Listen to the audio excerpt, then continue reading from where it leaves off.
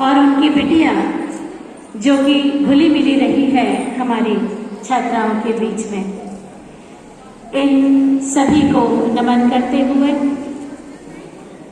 आज का जो दिन है, विदाई का दिन, निष्ठुर दिन, बहुत समय से सबको दिनांक तो सभी को पता था, पर हम सभी को लग रहा था कि किसी तरह से ये दिन आगे सरक जाए, परंतु समय को रोका नहीं जा सकता।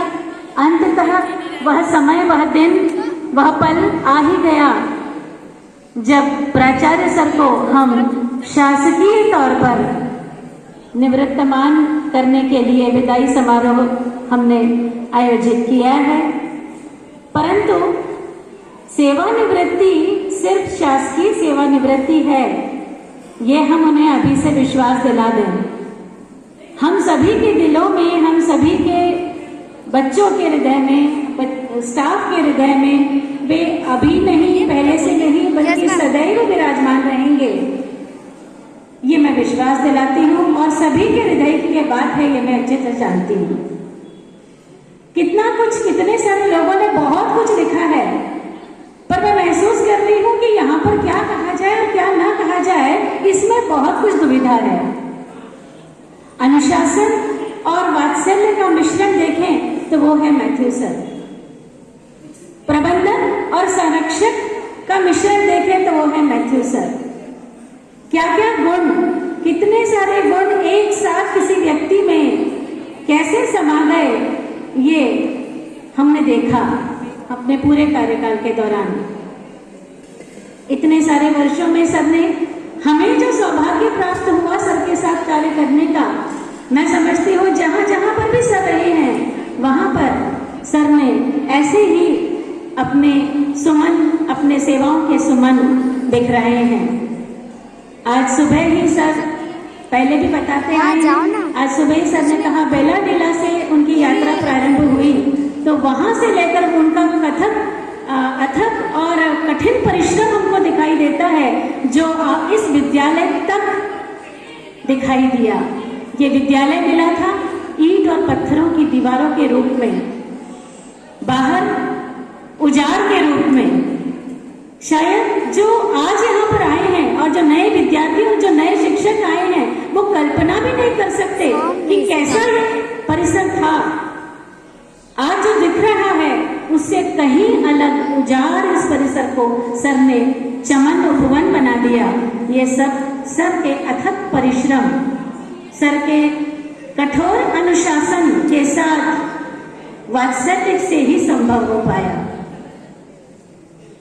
मुझे नहीं याद कि कभी सर ने किसी को जोर से डांटा भी हो हमारे स्टाफ में, परंतु उसके बाद भी जो अनुशासन का पालन हम लोग करते थे, स्वैच्छिक हम लोग छुट्टियों में आकर पढ़ाते थे।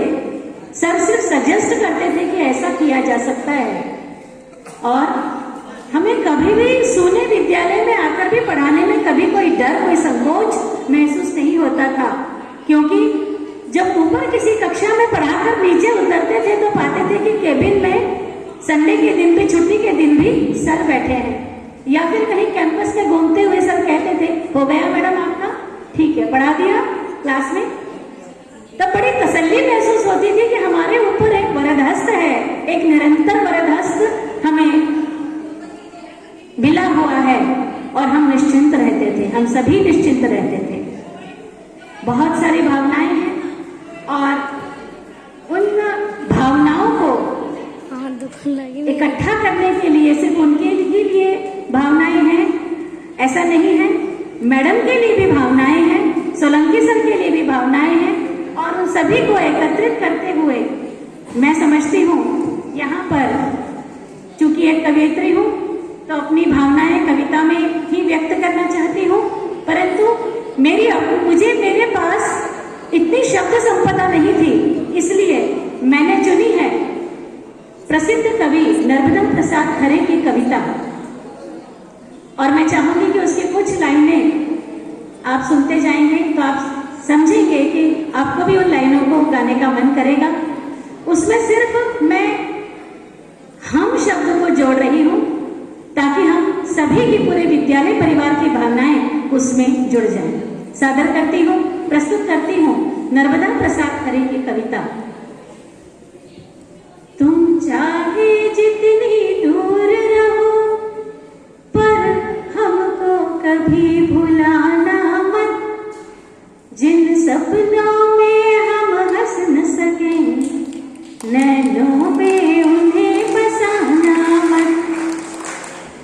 तुम चाहे जितनी दूर रहो पर हमको कभी भुलाना मत, जिन सपनों में हम हंस न सके नैनों में उन्हें बसाना मत। तुमने आंगन के कोने पर जो बेला कभी लगाया था, ये उपवन आप देख रहे हैं सर की देन है। और एक बात मैं भूल गई कविता पढ़ने के पहले कि वास्तव में ये कविता किसी महिला के लिए लिखी गई है, परंतु ये विदाई गीत है और इसमें आप भावनाओं पर ध्यान दीजिएगा।